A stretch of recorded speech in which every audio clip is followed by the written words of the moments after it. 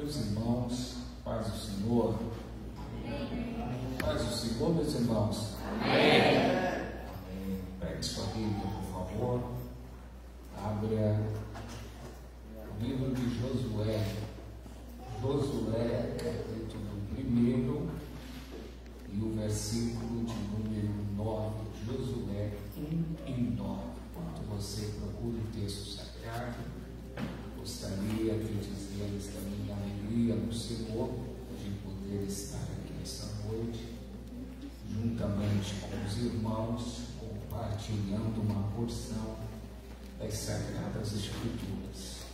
Meu coração é grato por esse momento que o Eterno preparou para nós estarmos aqui convosco esta noite. Deus seja louvado por esse momento.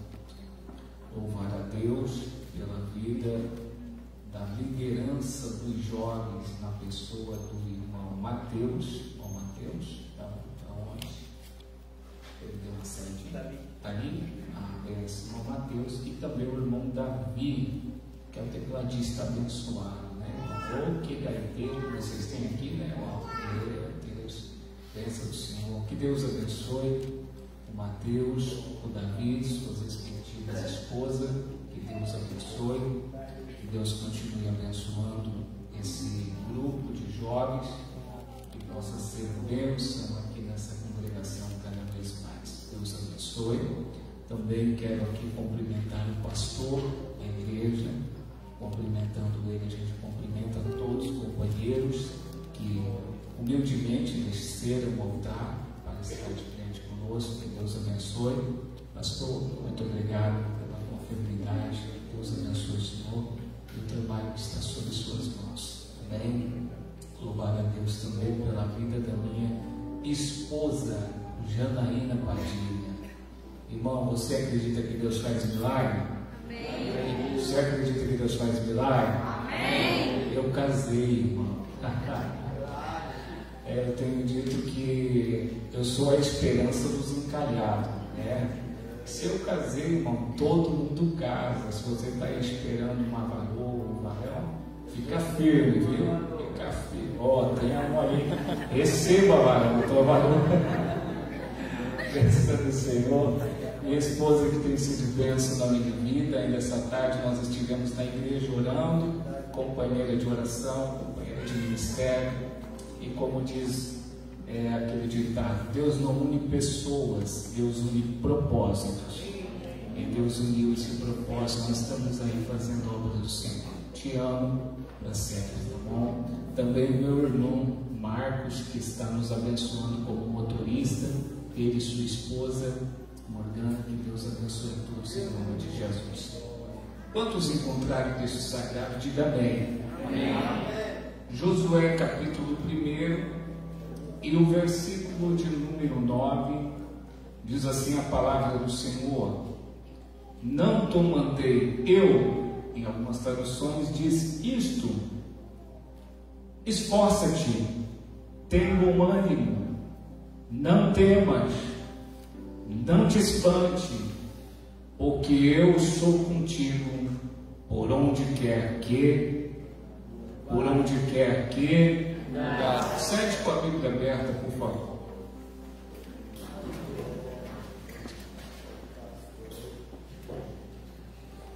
Meus amados irmãos, desde ontem eu estava em conversa com Deus a respeito do que eu iria ministrar aqui esta noite e qual seria a necessidade de cada um dos senhores e das senhoras que aqui estão com os seus corações desejosos para ouvir a voz de Deus.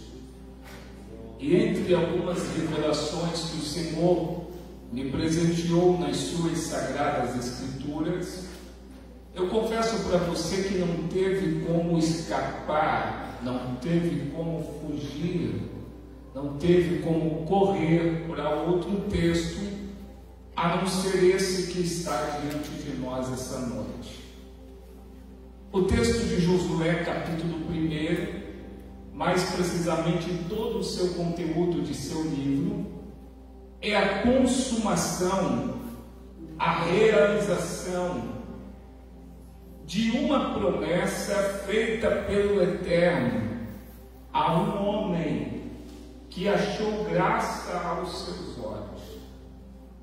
Promessa esta centenária, promessa esta que Deus fez a um homem, que para que nós possamos entender, é preciso nós voltarmos algumas páginas da Bíblia Sagrada, mais precisamente ao livro de Bereshit, ou livro das Gênesis, no capítulo 12, quando o texto vai nos dizer que Deus ele vai aparecer a um homem, e esse homem se chama Abrão. Como é o nome do homem? Abrão.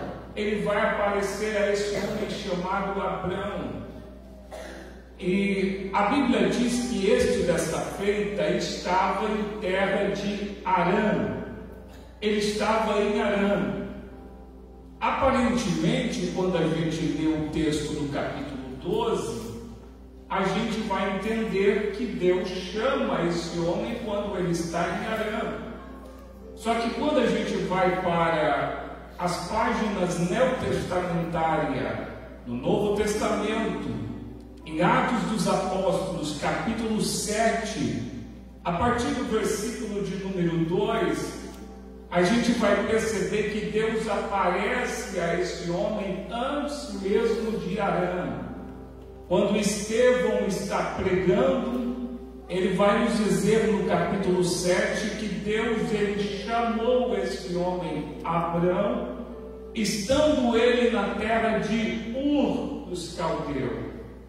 Então Deus ele aparece antes mesmo de chegar no capítulo 12, já em Arã, já na terra de Ur, melhor dizendo. Deus aparece a esse homem que está trabalhando, como você conhece a história, fabricando ídolos, porque sua família é idólatra.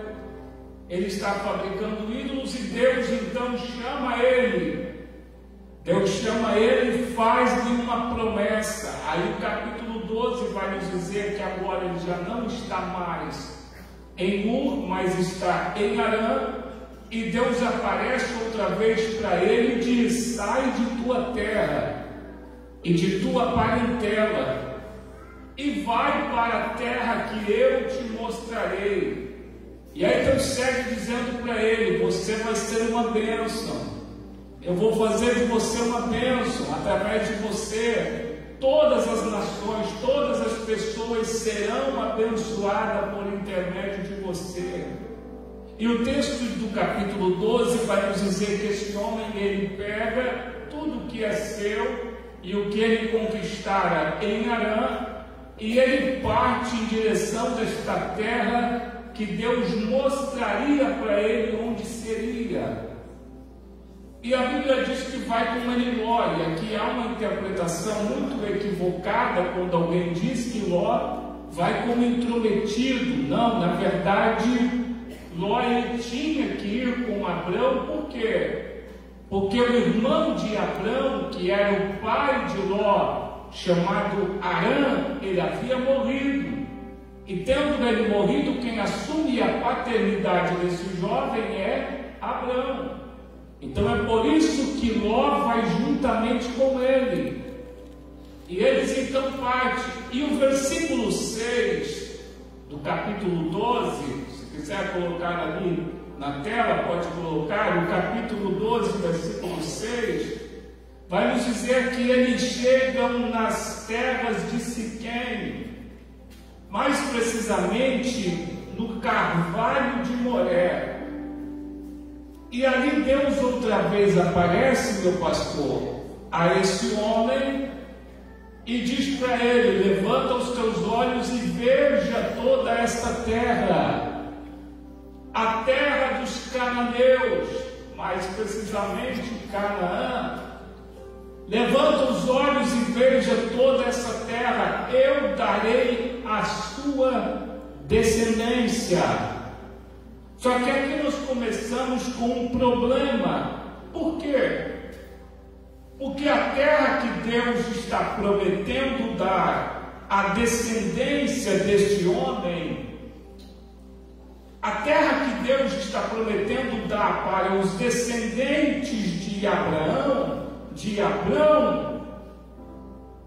é a terra de Canaã. E que terra é essa? Nós precisamos entender isso porque é muito importante no texto. Para quem não sabe, Canaã, ele vai aparecer no capítulo 9 de Gênesis. Capítulo 9 de Gênesis, ele vai aparecer quando, depois de Noé ter cultivado uma vinha e ter se embriagado, o seu filho Cã, ele vai ver a nudez do seu pai. Só que quando ele vê a nudez, ele não vai sozinho. Quem está com ele é seu filho. E quem é esse filho que está com Cã? É Canaã. Ambos os dois viram a nudez. Cã viu a nudez do pai, Canaã viu a nudez do seu avô. E diz o texto do capítulo 9, que quando Noé, ele recobra o seu intelecto pós-embriaguez, ele soube de tudo isto. E o texto do capítulo 9 vai nos dizer o quê? Que ele amaldiçoou não somente Cã, como também seu filho Canaã. Então logo toda a descendência de Cã e Canaã é amaldiçoada. Estão debaixo de uma maldição patriarcal. Estão debaixo de uma maldição muito forte. E com isso traria resultados negativos a todos aqueles que ali estivessem. Aí perceba, é esta terra debaixo de maldição que Deus está prometendo dar a Abrão e toda a sua descendência. Está preparado? Eu vou falar. O que nós entendemos aqui? Nós entendemos que Deus ele está prometendo uma terra que está debaixo de uma estimativa de maldição. Só que aí eu libero a primeira palavra profética dessa palavra nessa noite para você agarrar com força e tremer pela vista com glória a Deus. O que para eles é maldição, Deus transforma em bênção e dá na tua mão.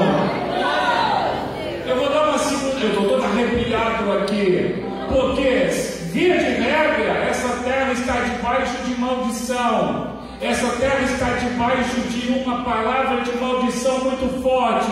Só que Deus está dizendo: eu vou dar essa terra a Abrão e toda a sua descendência. Como que dizendo, eu sou especialista em transformar maldição em bênção. Quando eu quero abençoar, eu quero.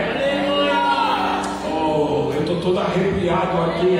Eu preciso dizer o que o Eterno está colocando em meu coração nessa noite de hoje para alguém essa noite.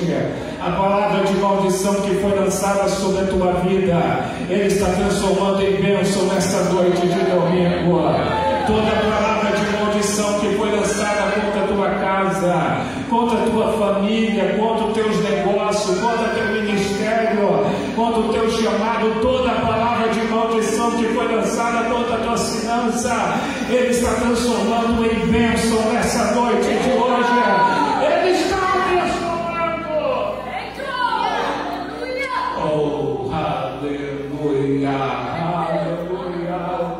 Ele transforma em bênção a tal ponto de esse pequeno pedacinho de terra chamado Canaã ser desejado a nível nacional, mundial, enfim. Porque quando Deus quer, Ele transforma a maldição em bênção. Ele promete tudo isso a esse homem. Aí, passando-se os dias, Deus vai ter outro papo com esse homem chamado Abrão. Lá no capítulo de número 15, no capítulo de número 15, nós vamos encontrar Deus detalhando as coisas agora para Abraão.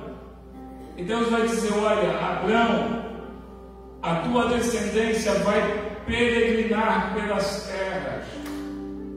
A tua descendência, ela vai peregrinar por muitas terras. Vai até passar pela escravatura por 400 anos. Irmão, Deus é detalhista. Deus diz: Abraão, a promessa é sua. A promessa é muito grande. A promessa é gigantesca. Só que há um caminho a ser trilhado. Há um caminho a ser percorrido. Há um caminho a ser andado. E esse caminho não vai ser nada fácil.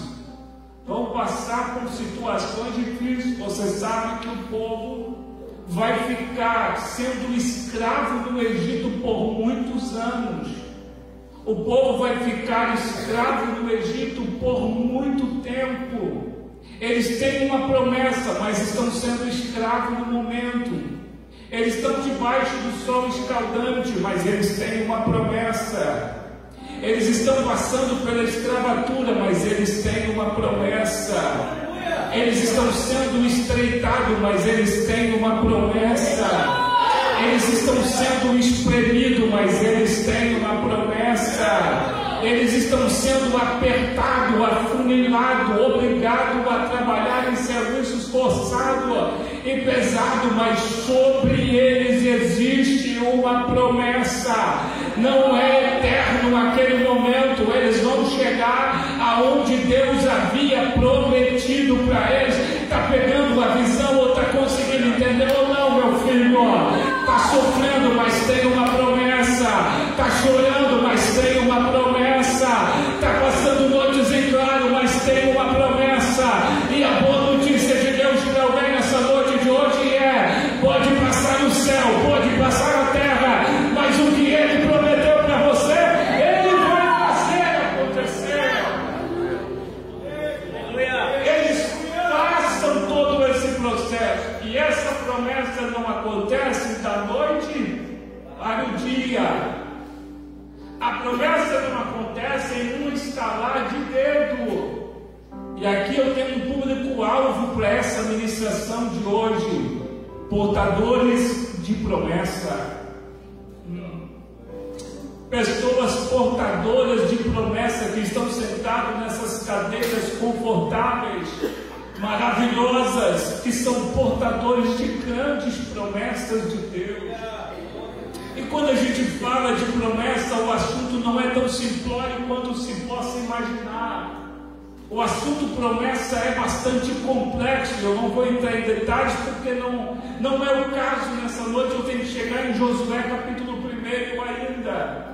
Mas promessa é um assunto bastante questionado, é um assunto bastante complexo. É um assunto que tem muito conteúdo para se trabalhar. E eu preciso dizer para alguém nessa noite de hoje que o Eterno, Ele acaba de me dizer aqui essa noite, agora, nesse momento, que você tem uma grande promessa e você se pergunta: mas já passou tanto tempo, será que a promessa vai acontecer? Será que a promessa ainda está de pé, Senhor?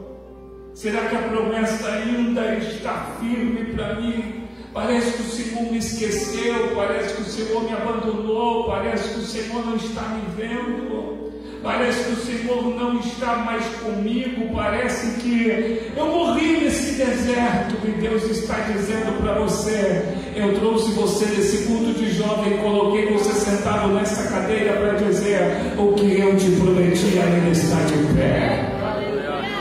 O que eu te prometi ainda está de pé, ainda está de pé. Aí nós vamos perceber que o tempo passa e nada consegue revogar a promessa de Deus. 400 anos passam e há outros problemas aqui a ser resolvido, porque Moisés em Êxodo 12 vai dizer que passaram-se 430 anos. Só que Deus, no capítulo 15 de Gênesis, vai falar que era 400 anos. E aí eu não vou dar explicação para deixar você curioso, para você chegar em casa e ler a Bíblia, o que aconteceu. Quem está certo? Qual é a passagem certa? Será que a Bíblia se contradiz? Você chega em casa e lê. Isso é, vamos dizer, uma tarefa de casa para você. Êxodo 12 fala 430 anos. Gênesis 15 fala de 400 anos. Quem é que está certo? Qual é a passagem certa dessa história? Mas vamos adiante. Depois eles passaram 40 anos no deserto.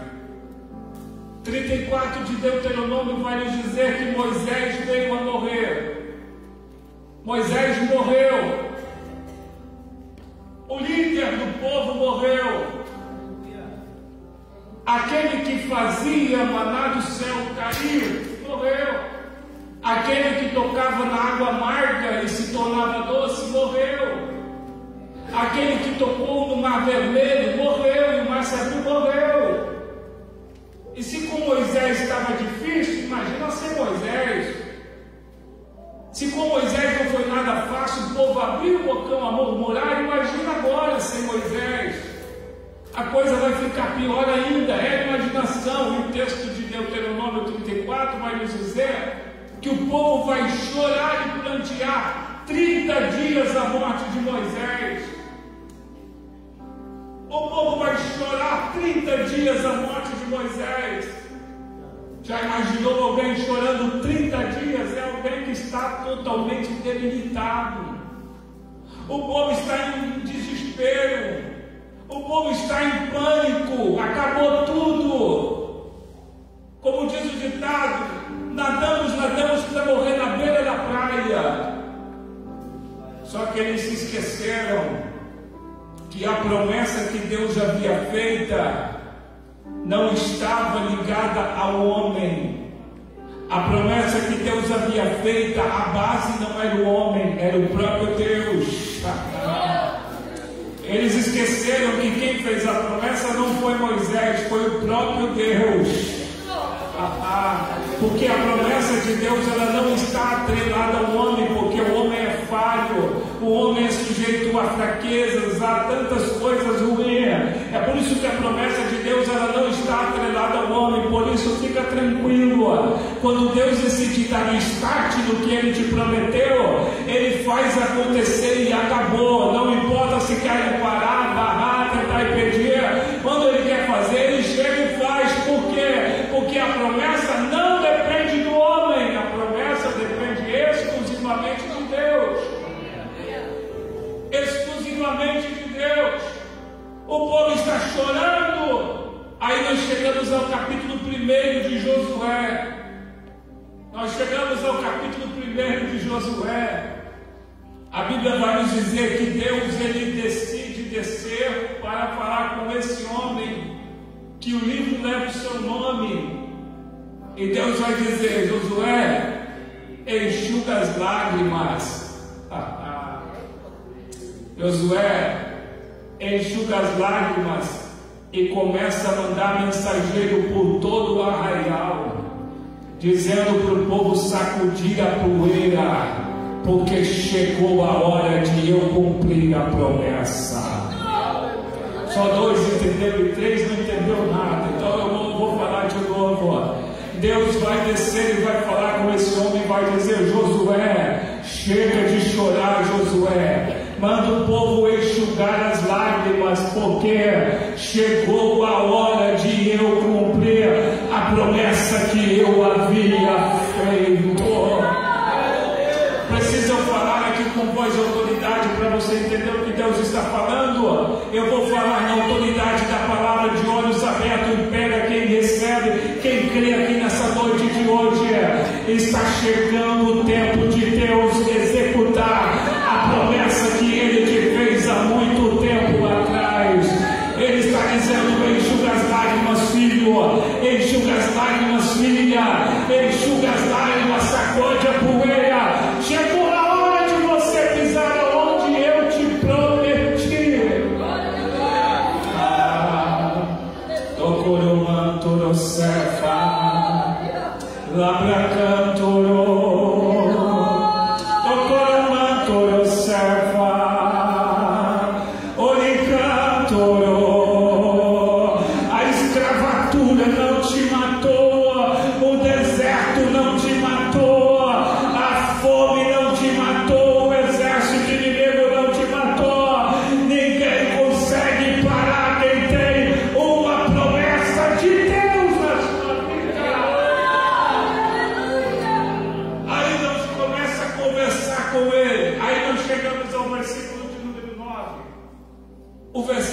número 9.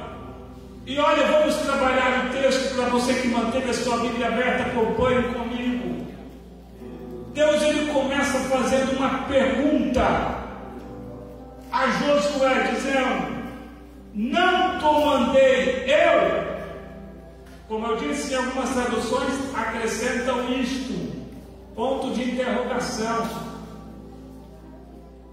Quando Deus ele está fazendo essa pergunta aqui, é muito forte, porque o mandei aqui, mandei, no hebraico é tessavar, que significa, entre tantos significados que tessavar significa no hebraico, eu ressalto alguns: comissionar, designar, ordenar. Quando Deus está falando isso aqui, Ele está trazendo a memória, meu pastor, de Josué, Números 27, a partir do versículo 15. Quando Deus ele fala com Moisés e diz: Moisés, escolhe um homem entre o povo, coloca as mãos sobre ele, ministra do teu espírito sobre ele, para que ele conduza esse povo à terra que eu tenho prometido. E diz o texto que ele escolheu Josué. Deus está dizendo: Josué, lembra que eu disse que era você o escolhido para ser sucessor de Moisés? Lembra que eu disse, Josué, que era você o escolhido para dar sequência nessa história? Eu estou todo arrepiado aqui esta noite. Lembra, Josué, que eu disse que era você que ia conduzir esse povo após a morte do meu servo Moisés? Pois bem, Josué, o que você está fazendo aí parado? O que você está fazendo aí chorando, se lamentando, arremando as mangas, Josué, e vamos partir para cima, porque chegou o meu tempo na tua vida. Eu preciso falar que essa noite Deus está tratando com alguém neste lugar, que você sabe que você é escolhido, você sabe que você tem uma promessa, você sabe que você é comissionado por Deus, você sabe que você tem uma promessa do Senhor que repousa sobre a tua vida, mas você está acomodado, está conformado, está de braços cruzados, entrando, saindo, e nada de Deus fazer acontecer. Hoje literalmente Ele pega você e chacoalha desse lugar e diz: meu filho, até quando você vai ficar de braços cruzados? Levanta, meu filho, é hoje porque chegou a minha hora. Aleluia. Deus está dizendo: até quando você vai ficar aí conformado? Até quando você vai ficar aí acomodado, meu filho? Até quando você vai ficar de braços cruzados vendo todo mundo sendo abençoado e você não? Ele está dizendo: hoje é noite de você tomar uma posição de vaso nessa noite. Hoje é você vai tomar uma atitude nesse lugar e vai dizer: Senhor, eis-me aqui, eu me rendo ao teu plano. Eis-me aqui, eu me rendo às tuas promessas. Eis-me aqui, eu me rendo. Vamos comigo, Senhor. Eu sei que eu sou pequeno, sou frágil, sou falho, sou incapaz, sou imperfeito, mas se o Senhor for na minha frente, eu não temerei o que me possa fazer o homem. Deus diz a Josué: Josué, eu já não te mandei, rapaz. Aí Deus vai começar a tratar a tricotomia de Josué. Deus ele vai começar a tratar a tricotomia, porque é sabido de nós outros que o homem ele é tricotômico: alma, corpo, alma e espírito. E Deus ele começa a tratar a tricotomia de Josué. E ele começa então a dizer a primeira palavra. Qual é a primeira? Depois de ele perguntar a Josué: não te mandei eu? Ele diz o quê? Ele diz o quê? Ele diz o quê? Esforça. Quando ele está dizendo esforça-te, ele está tratando do corpo de Josué. Ele está tratando do físico de Josué. Por quê? Porque durante esse caminho, não perde a linha aqui. Durante esse caminho, a canseira vai bater a porta. A exaustidão vai bater a porta, a fadiga vai bater a porta. Vai ter momento em que você não vai conseguir nem levantar a mão para dizer glória a Deus. Vai ter momento que você não vai ter nem força para dizer Jesus, eu te amo. Vai ter momento neste caminho em que você vai ver todo mundo recebendo o poder de Deus e só você ali parado. Não é porque você está em pecado, você está no caminho, e nesse caminho do cumprimento de promessa, a canseira vai bater, a fadiga vai bater, a exaustidão vai bater, mas é quando ela quer te vencer que explode no peito a voz de Deus dizendo: esforça-te.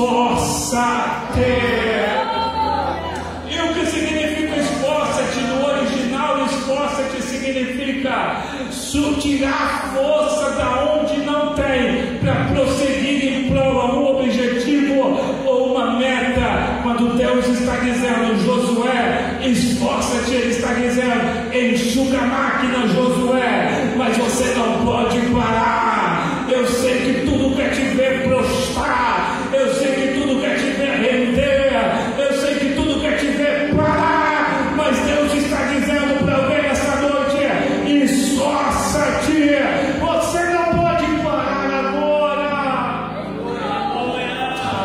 Aleluia. A palavra de Deus para alguém nessa noite de hoje, meu amado noivo, é: esforça-te. Eu sei que você está cansado, as lutas têm sido grandes, e muitas das vezes a vontade é parar, e não é pecado, não, isso não é pecado. Grandes homens na Bíblia tiveram essa mesma sensação que você. Lembra daquele que fez fogo do céu cair do céu, fez fogo cair do céu? Elias, ele deitou debaixo de um zimbro e disse: já basta, eu quero morrer, não vale a pena, eu quero morrer. Aí Deus diz: Elias, come e bebe, porque muito comprida é a tua caminhada. Nessa noite de hoje Deus está dizendo: ei, esforça-te. Eu sei que a tua vontade é parar, a tua vontade é se render, a tua vontade é chutar tudo, é largar tudo, é abrir mão de tudo, mas Deus marcou um encontro com você nessa noite de hoje e diz: tira a força da onde não tem, mas não pare agora, eu estou contando contigo. Aleluia. Eu estou contando contigo, filho. Eu estou contando contigo, filha. Não pare agora, não desista agora, não retroceda agora. Você está a um passo de eu realizar na tua vida o que eu te prometi. Se você voltar, não vai valer a pena. Portanto, enxugue a máquina e dê mais um passo nessa noite, dizendo: Senhor, mesmo fraquinho, eu não vou abrir mão da promessa. Mesmo fraquinho, eu não vou abrir mão dos teus planos para mim. Mesmo fraquinho, eu não vou desistir. Se não der para mim andando, eu vou de joelho. Se não der para ir de joelho, eu vou me arrastando. E se eu não conseguir me arrastar mais, pregador, Deus te pega no colo, mas você não vai parar. Não vai parar. Ele está dizendo: não vai parar, não é hora de parar. Aleluia. Não é hora de parar. Tem mais um passo. Prossiga. Aí ele continua, depois de ele tratar o corpo físico de Josué, ele vai continuar dizendo o que? Não. Ele vai dizer: tenha. Ele vai dizer: tenha bom ânimo. quando ele vai dizer: tenha bom ânimo. Aqui, esse ânimo tem um poço de revelação aqui. É muito profundo e eu não vou detalhar muito, porque o tempo não permite. Mas ânimo significa muita coisa aqui.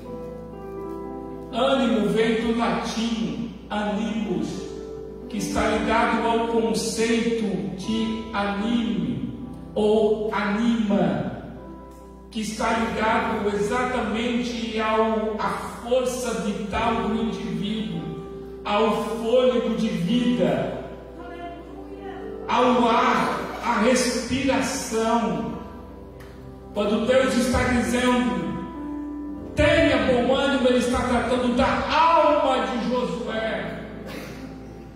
Ele está tratando da alma de Josué, dizendo: você não pode morrer. Só que o não pode morrer aqui é mais profundo do que você imagina, porque está ligado à respiração. E como é que se respira? Respira e inspira. Respira e inspira. É um movimento, sim ou não? Respira e inspira. É um movimento ou não? Sim. Quando Deus está dizendo: Josué, tenha bom ânimo, Ele está dizendo: você precisa estar em movimento. Não, você está aí, crente? Não, eu vou embora.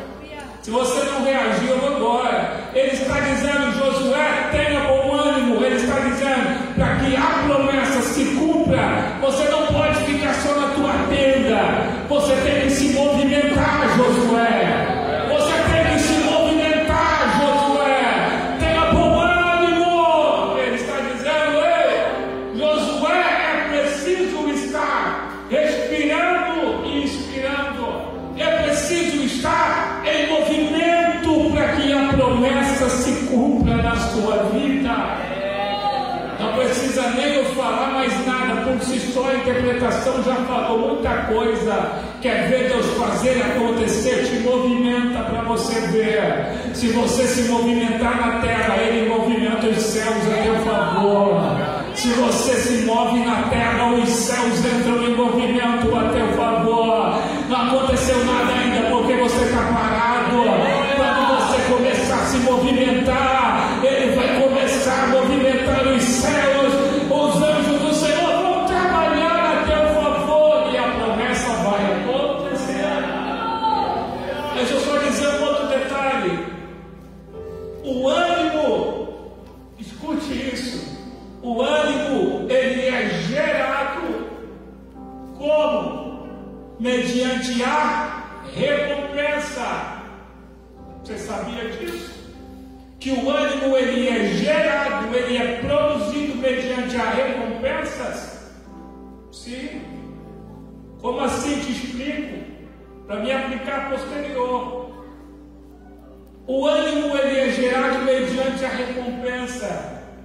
No nosso cérebro existe o córtex pré-frontal que recebe uma proposta. Por exemplo, você recebe uma proposta, esse córtex pré-frontal, ele recebe essa proposta e ele analisa como será a trajetória e qual será a recompensa. Se a recompensa valer a pena, ele libera um neurotransmissor chamado dopamina. Esse é o ânimo que faz você ficar empolgado para buscar aquilo. Aleluia. Eu não sei se você está conseguindo entender, mas quando Deus está dizendo: Josué, tenha bom ânimo, Ele está dizendo: Josué, não olha para o processo, olha para o resultado do processo. Quando Deus está dizendo: Josué, tenha bom ânimo, Ele está dizendo: se você olhar para a muralha que você vai ter que enfrentar, se você olhar para os inimigos que você vai ter que derrotar, se você olhar para os exércitos que você vai ter que enfrentar, você não vai ter ânimo. Então foca no resultado, foca no resultado, foca no resultado, Josué. Aí você vai ter ânimo para você seguir em frente. Meu Deus, eu estou botando voar aqui essa noite. Eu estou me contendo para me poder entregar o que Deus colocou em meu coração.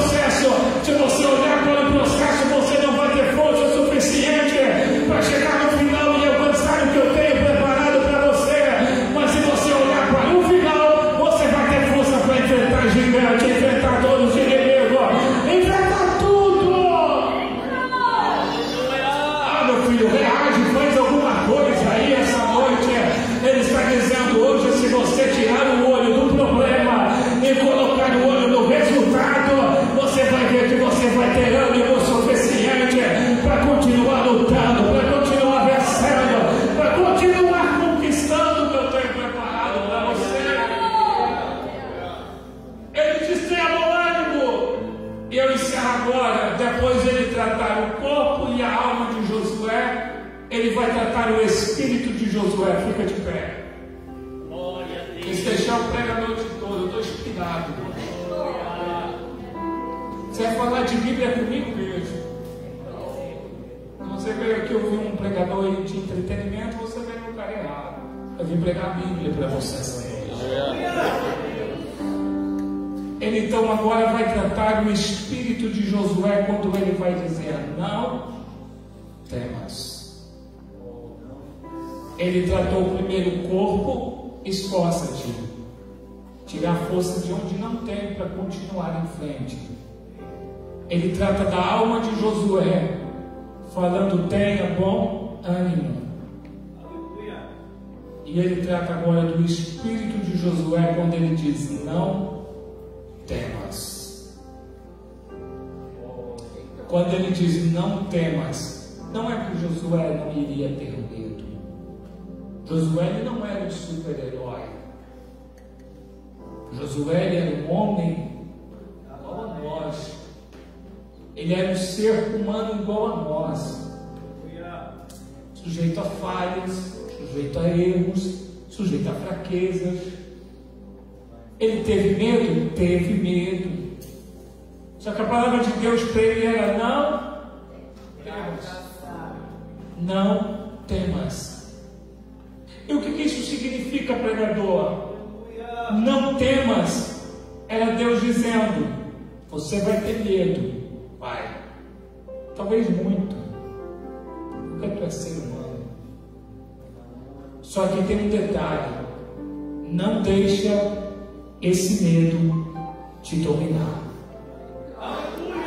Quando você lê nas Sagradas Escrituras não temas, não é que não é para você não ter medo, é Deus dizendo: não deixe o medo te dominar.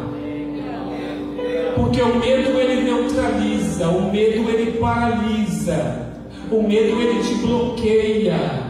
E Deus está dizendo: se você deixar o medo te dominar, você não vai chegar aonde eu preparei para você. Então a palavra de Deus para Josué é: não temas. Por quê? Qual é a garantia? Qual é o cheque que Deus deixa aqui?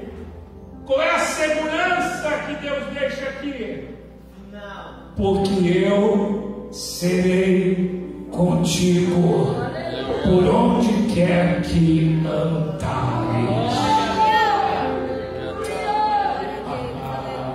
Minha esposa prepara o louvor.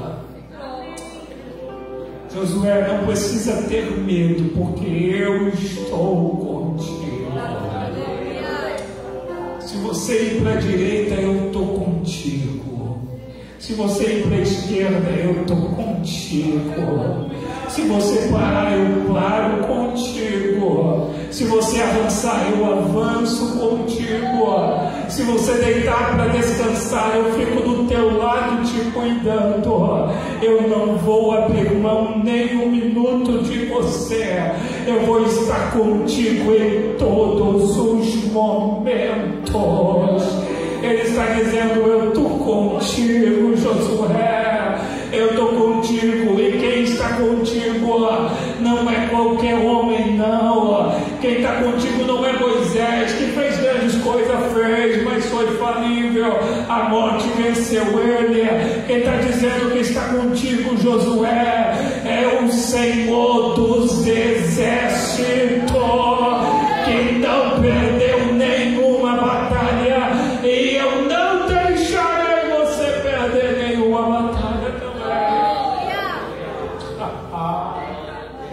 Oh, aleluia.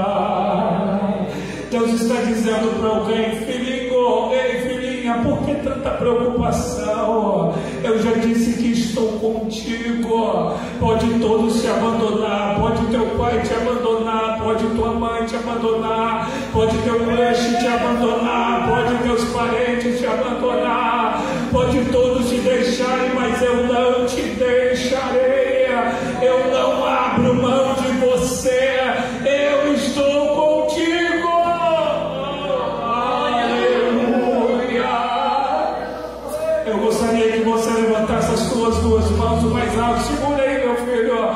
Eu gostaria que você levantasse as suas duas mãos o mais alto que você puder nesta noite de hoje. Eu não posso levantar as minhas, então levanta as suas no meu lugar nessa noite de hoje. E você vai encher esse lugar de adoração.